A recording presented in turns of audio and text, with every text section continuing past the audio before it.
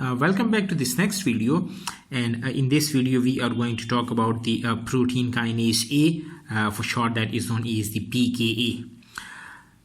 The first thing is, what is a kinase? So kinase is an enzyme that has the ability to add a phosphate group to its substrate protein. Or you can say that kinases, these are the enzymes, they are adding a phosphate group to specific amino acid in their substrate protein. Now these kinases, they are broadly divided into two classes.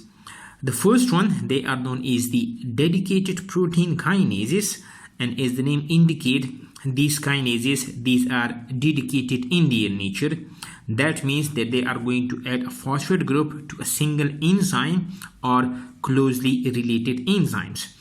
Now the second class of the kinases, they are known as the multifunctional protein kinases, and again, as the name indicates, these kinases, they are multifunctional in nature.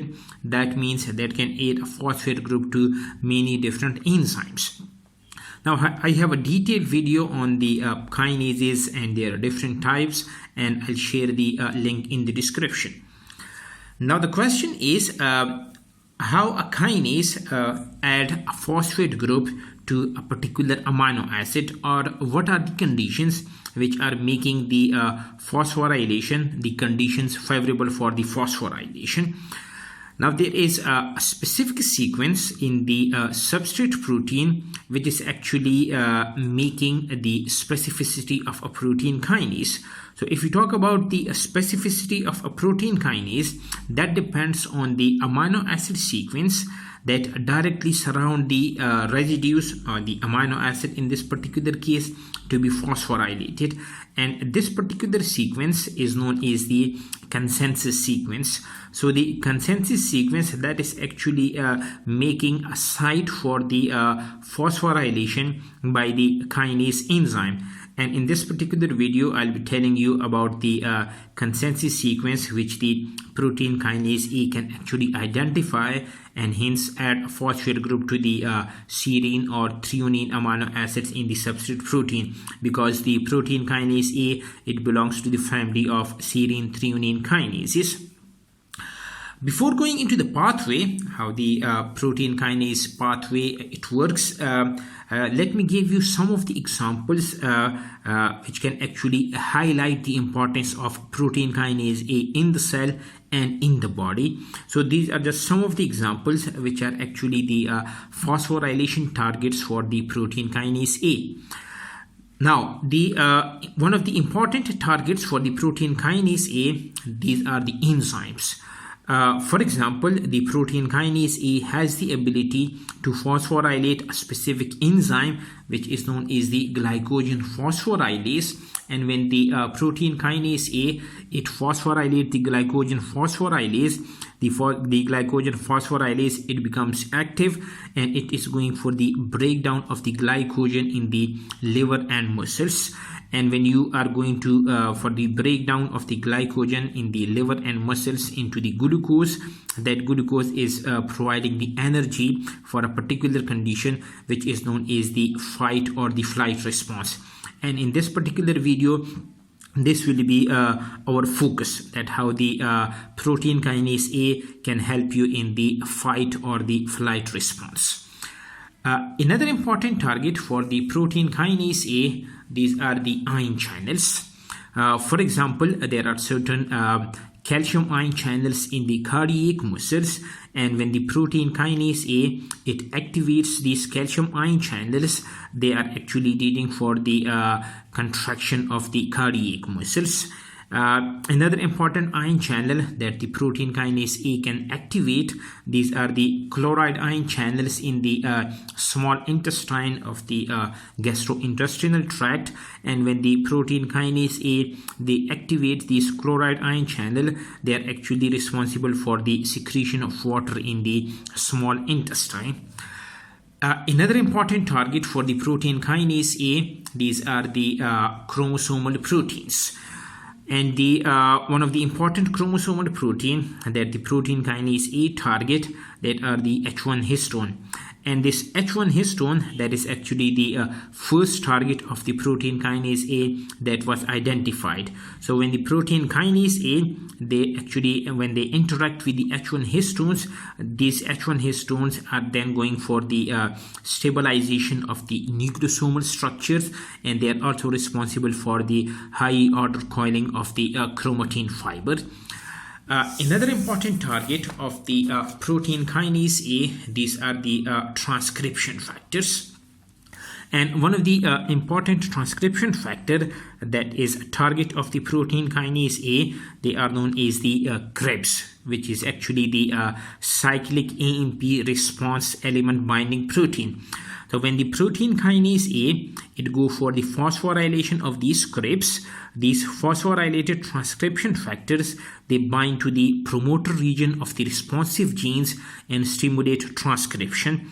And one of the important targets for the phosphorylated CREBs, that is the tyrosine hydroxylase. And this tyrosine hydroxylase is one of the important enzyme in the synthesis of a neurotransmitter, which is the dopamine. So these are just some of the examples that are actually working as targets for the protein kinase A, and this can give you or show you the how important the protein kinase A is for the cell and for the body. Now the topic that we are going to focus in detail in this video is the fight or the flight response. When there are stress conditions, so in the stress condition, you have got two options, whether you will be fighting that particular stress condition or you will be flighting from that particular stress condition. And in the fight or the flight condition, the common thing you need is a lot of energy. So in the during the fight or the flight response, during the stress condition, the sympathetic nervous system that is going to send signal of the fight or the flight response to the adrenal medulla, which is actually the inner part of the adrenal glands present on your kidneys. And when the sympathetic nervous system, it signals the adrenal medulla is going to release this hormone, which is known as the epinephrine. And this epinephrine, through a series of reactions that we will, through a series of the players in between the pathway that we will discuss in this particular video, the epinephrine is going for the degradation of the glycogen into the glucose, and hence for the production of the energies. So let us discuss about the important components of the fight or the flight response. One of the important component of the fight or the flight response is the epinephrine. When you talk about any cellular signaling pathway, there are two important things. One is the ligand and the other is the receptor. So in this particular pathway, the epinephrine is actually the ligand, which will be binding to its specific receptor and then going for the release of the glucose from the glycogen for the production of the energy. Now the epinephrine, which is also known as the adrenaline, it is actually working as a ligand in this particular pathway. And this epinephrine, it belongs to the family of the chemicals, which is known as the catecholamine. Now the epinephrine, that is actually made from the amino acid tyrosine in the specialized cell of the adrenal medulla, which are known as the chromaffin cells. So in the chromaffin cells, the L-tyrosine, through a series of the metabolic pathway and series of the metabolic reactions, the L-tyrosine is converted into the epinephrine. So the L-tyrosine in the adrenal medulla, utilizing the specialized chromaffin cells, utilize a series of the reactions to give you the epinephrine, and this is the structure of the epinephrine. Now this particular part, the benzene ring with these two hydroxyl group, that is actually the catecholamine, and then you have got this structure which is specifying the epinephrine. Now the Another important similar molecule that you see in the body is known as the norepinephrine. So the basic difference between the epinephrine and the norepinephrine is that epinephrine have got this extra methyl group which is absent in the norepinephrine. So the first important thing in the fight or the flight response, which is acting as a ligand, is the epinephrine hormone. Now, if there is a ligand, of course, there will be a receptor as well. So the receptor for the epinephrine, that is known as the epinephrine receptor.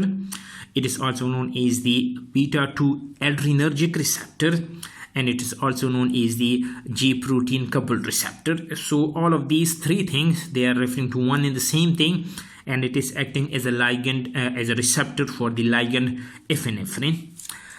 Now, this particular diagram, it seems very crowded, but don't worry, you will get each and everything. If you talk about the epinephrine receptor, it is actually a G-protein coupled receptor. And what these G-protein coupled receptor have, that at the interior side of the cell, to this receptor, a specific protein, which is called as the G-protein, it is attached. If you talk about the structure of this particular receptor, this particular receptor is spanning the cell membrane. Now these two lines I have drawn over here, that is actually showing you the cell membrane, and the epinephrine receptor is spanning the cell membrane 7 times. So if this is the start of the receptor, if you start from here, this is 1, 2, 3, 4, 5, 6, and then 7.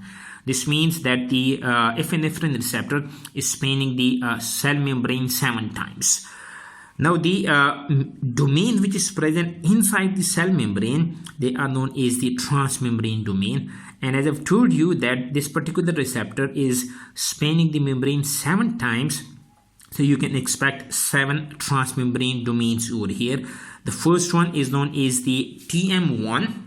Let me show you, this will be the TM1, and the last one, that is known as the TM7. So there are 7 transmembrane domains. When the receptor it spans the membrane 7 times, this spanning is actually generating 2 important structures in this particular receptor. It is actually making a structure on the outside of the cell, which is known as the extracellular loops. And these extracellular loops that you can see over here, these extracellular loops are actually responsible for the binding of the ligand, in this particular case the epinephrine. So the extracellular loops, they are actually providing a binding site for the epinephrine.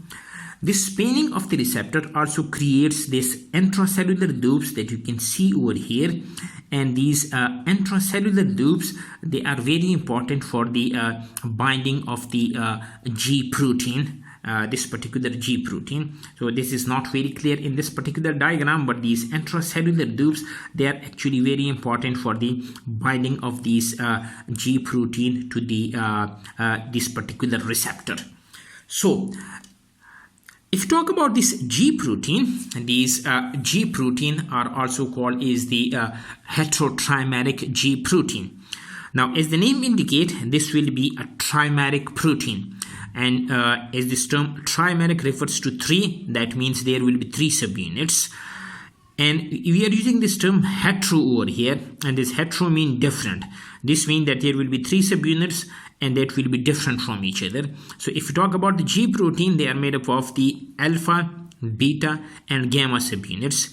3 subunits, but all of them, they are different from each other. Therefore, they are called as the heterotrimeric G protein. So to the epinephrine receptor, this heterotrimeric G protein, that is attached to the interior of this particular receptor. Now, if you talk about the different subunits of the heterotrimeric G protein, in the heterotrimeric G protein, the alpha subunit, that is attached to the cell membrane, and the gamma subunit, that is also attached to the cell membrane, thereby attaching the different subunits of the G protein to the cell membrane. Now, what about this beta one? If you talk about this heterotrimeric G protein, this beta and the gamma, they are all they are always attached to each other, and they are working like acting as a single unit. So if the gamma subunit that is attached to the cell membrane, that is indirectly also attaching the beta subunit to the cell membrane. Now, how these alpha subunits and this gamma and hence beta subunits, they are attached to the cell membrane. There is an important phenomena in the body or in the cell which is known as the prenylation. Now, this prenylation phenomena is actually the addition of a hydrophobic molecule to a protein or to a compound. And if you are adding a hydrophobic molecule to a protein, that can easily then interact with the hydrophobic interior of the cell membrane. So the prenylation is actually the addition of the hydrophobic molecule to a protein in this particular case. Now, this prenylation, it can be of different types. Now, one of the important types of the prenylation, that is known as the S-palmitylation. Now, this alpha subunit that is actually attached to the cell membrane by this particular phenomena, which is known as the S-palmitylation. So this is one of the you can say subtypes of the prenylation that can help you in the attachment of the alpha subunits to the cell membrane. Now, what this S-palmitylation means? Now, this S-palmitylation, that is actually the attachment of a fatty acid, in this particular case a palmitic acid, more frequently to the cysteine amino acids in the alpha subunit, and hence it is known as the S-palmitylation, or in less frequent cases to the serine or threonine. In that particular case, that will be known as the O-palmitylation, and it will be clear in a while why we call it as the S-palmitylation and this one is the O-palmitylation. So the palmitylation, this is common, so this palmitylation can be S-palmitylation or it can be O-palmitylation. Now, what this palmitylation do is that it is actually enhancing the hydrophobicity of the proteins and contribute to their membrane association. Now, what actually happens in this S-palmitylation is that this is the structure of a palmitic acid, and it is actually a 16 carbon acid. Therefore, it is known as the hexadecanoic acid also. It contains 16 carbons. It's called as the palmitic acid, but sometimes it's also called as the hexadecanoic acid. If you talk about the structure of this palmitic acid, you've got 14 like CH. This is present like 14 times. Then you have got the carboxylic group over here, this carbon with oxygen attached over here, and then a hydrogen over here, and then you have got a methyl group over here. So this one is the whole structure of the palmitic acid.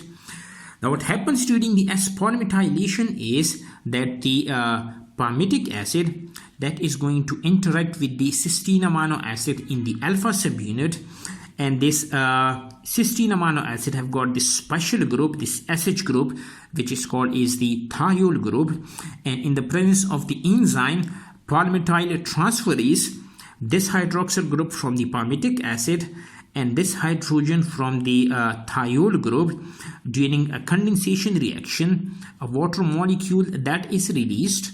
And when a water molecule that is released, that actually leads to a bond formation between this carbon and this sulfur over here. And the formation of the bond between this carbon and this sulfur is actually a thioester link. Now, if you remove this hydroxyl group from here, the remaining group is known as the palmitoyl group. So you can simply say that palmitic acid without this hydroxyl group is known as the palmitoyl group, and you are actually adding this palmitoyl group to the cysteine amino acid of the alpha subunit. Therefore, it is known as the palmitylation. You are not adding the complete palmitic acid, you are actually removing this hydroxyl group. The remaining group is the palmitoyl. Therefore, it is known as the palmitylation.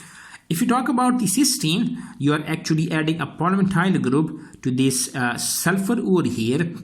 Therefore, it is known as the S-palmitylation. If you talk about the O-polymethyl, in that particular case, you are actually adding a polymethyl group to the oxygen in the serine or the threonine. So this is one example where you can actually go for the prenylation, and this S-polymethylation is one of the example or one of the subtypes of the prenylation, which is needed for the attachment of this alpha subunit to the cell membrane. Now, another method or another type of the prenylation that is known as the N-meristylation. Now, this N-meristylation is actually the addition of a merystyl group to the nitrogen of the amino group of glycine amino acid. Now, what happens is that this N-meristylation, it actually happens in the alpha subunit of a specific family, which is known as the G-alpha I/NOT family. You can actually say that this S-polymethylation, it is actually present in all types of the subunits, but this N-meristylation, it is present in the specific class of the alpha subunits, which are known as the G-alpha I/NOT family. Now, what happens during the N-meristylation, that you are going to add a merystyl group to the nitrogen of the amino group of the glycine amino acid. Now, how that happens, we'll discuss that in the next video.